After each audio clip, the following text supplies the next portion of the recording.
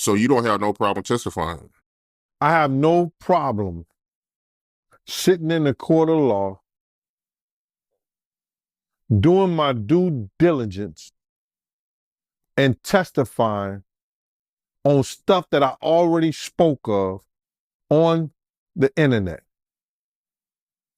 When I talked about him abusing Kim and she had to cut his wrist to get him off of him, I would tell what I saw when I went to the hospital. I have no problem. I don't care what nobody say. I don't care what nobody think. If I've already said it on the internet, if I've already said it on different platforms and programs, why wouldn't I? I have no problem with saying the relationship with him and Keefe D. I have no problem in saying that he went to Suge Knight and asked Suge Knight, are we good out here? When Pac was right behind Suge, Suge had a red Bentley, Rolls Royce Bentley. Pac had the white one in the back of the House of Blues. I have no problem in saying that I told him if we go out this house, somebody gonna die tonight. And the Notorious Big came up dead. I have no problem in saying what I've been saying for years, since 97.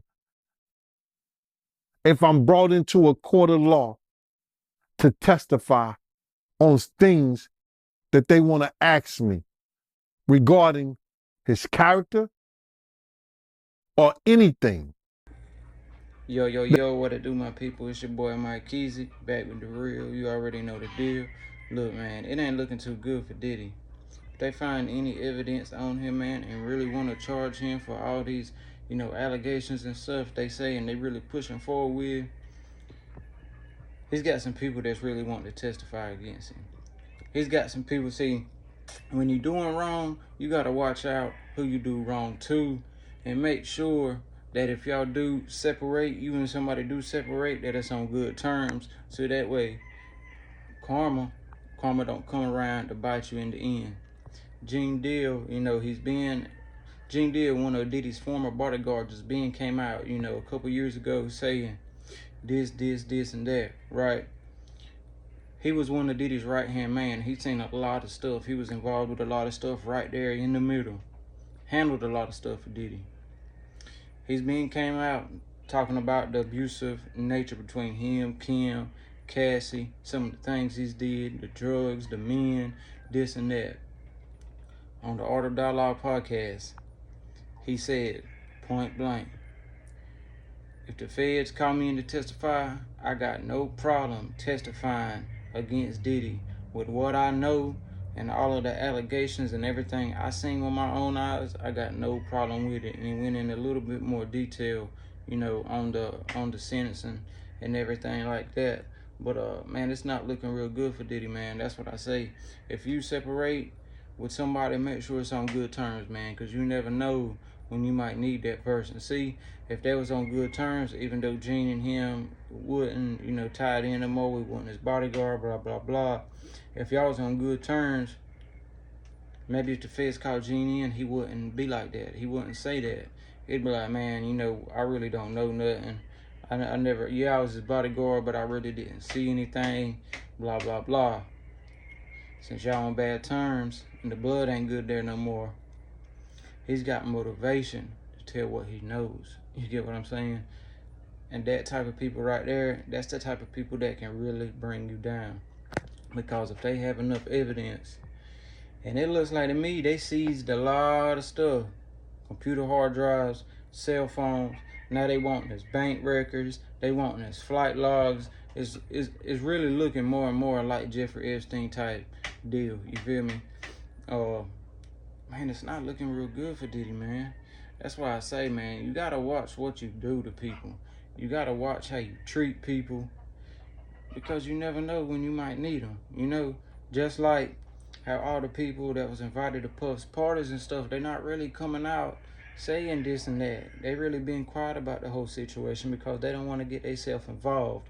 They don't want their name to pop up. Oh yeah, you know, I was there that one certain night and we did do such and such, such and such. Maybe if I just be quiet and sit back, my name won't pop up. When truth is, man, what's done's already done. You know, dang, man, it ain't looking real good for Diddy, man. The best thing he's got for him right now, he better get a slew of the best lawyers, which I know he already does, but he just better hope and pray they don't have enough evidence to charge him and that he's already got rid of everything that could be incriminating to him out of all his houses. And, man, when you live in that type of life, man, you should just be content with living your life to the fullest in good nature. All the other side BS, man, you should have just left alone. Because, man, it never really turns out good. You know, it never really turns out good. That's like Lil J. Lil J got a bad habit, according to FBG Butter and King Yella, of having a lot of sex. You know, he was like a sex addict. You know, he would just have sex with multiple girls in a day. And it carried on to him in prison. We've seen the videos that came out, you know. He just can't be content with maybe just beating his meat, you know.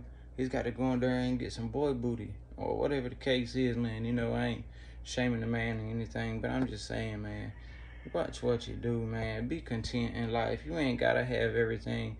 You ain't got to do everything. You know, just be content. Get your money, grind, get your money, take care of your family, and live a happy life, man. But shout out to everybody watching the videos. Make sure you like and subscribe and hit that notification bell, man.